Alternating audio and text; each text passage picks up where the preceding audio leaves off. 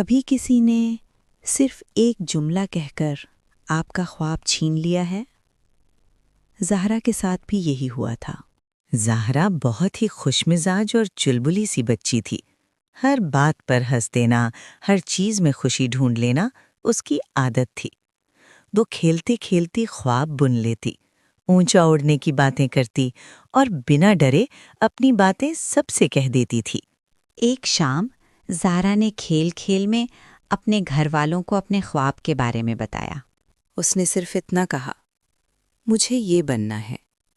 کمرے میں خاموشی چھا گئی، نہ کوئی چیخ، نہ کوئی غصہ، بس کچھ الفاظ جو دھیرے سے زہرا کے دل اور دماغ پر گہرا اثر چھوڑ گئے۔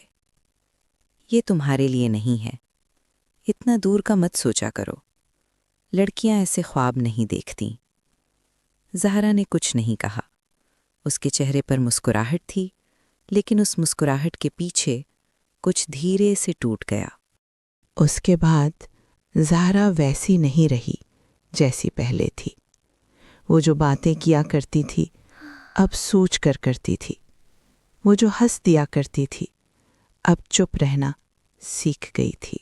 اور پھر کئی سال گزر گئے۔ زہرا بڑی ہو گئی، ذمہ داریاں آ گئیں۔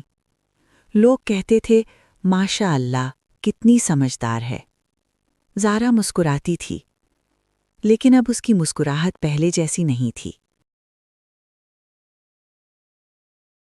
اب زہرا کی زندگی میں ایک نئی روشنی آئی تھی۔ اس کی بھی ایک چھوٹی سی بیٹی تھی، اور اس بچی میں بالکل زہرا کے بچپن کی جھلک تھی۔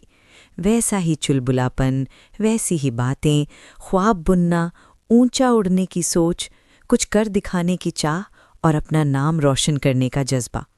زہرا اسے دیکھتی اور اپنا بچپن یاد آ جاتا۔ اس دن زہرا نے اپنے دل میں ایک خاموش سا فیصلہ کیا کہ وہ اپنی بیٹی کی ہمت بنے گی، اس کی باتوں کو چھوٹا نہیں کرے گی، اس کے خوابوں کو ہلکے میں نہیں لے گی، کیونکہ زہرا جانتی تھی بس کچھ الفاظ بھی پوری زندگی کا رخ بدل سکتے ہیں۔